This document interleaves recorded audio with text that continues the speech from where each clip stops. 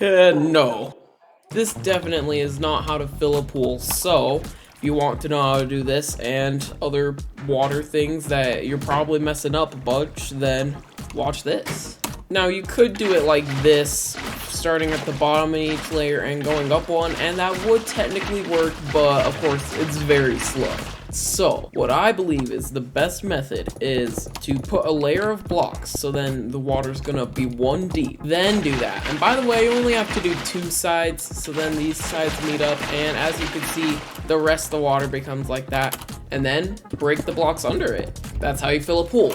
Now, if you would like to see the answer to some more questions and some more water fails that you might be making on accident, then continue watching. So first off, there are 2 different types of water blocks. Water source blocks, as you see here, and not water source blocks, I guess. Water source blocks are the ones that you place when you use a water bucket.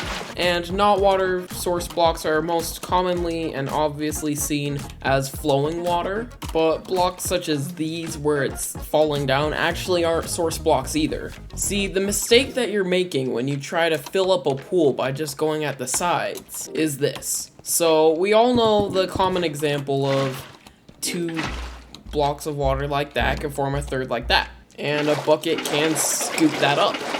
It can also be seen like this and like this as well.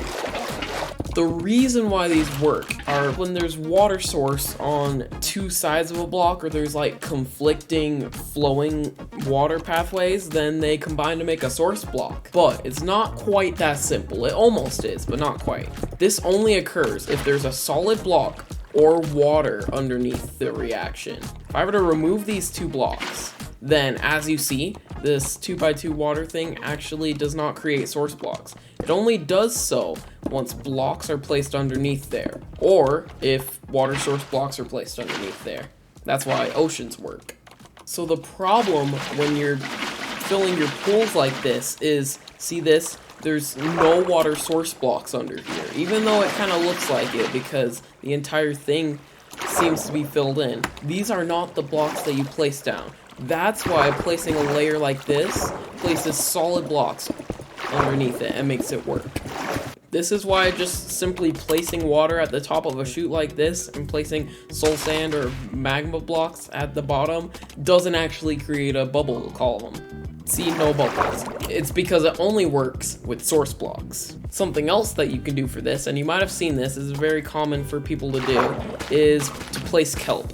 This is because blocks that are waterloggable, so blocks that have like water taking them up, like when you put water on a slab, or kelp as you're seeing here, those actually are always source blocks. You can't do that with like just normal water things. Once you break it at the bottom, then boom, you have your bubble column.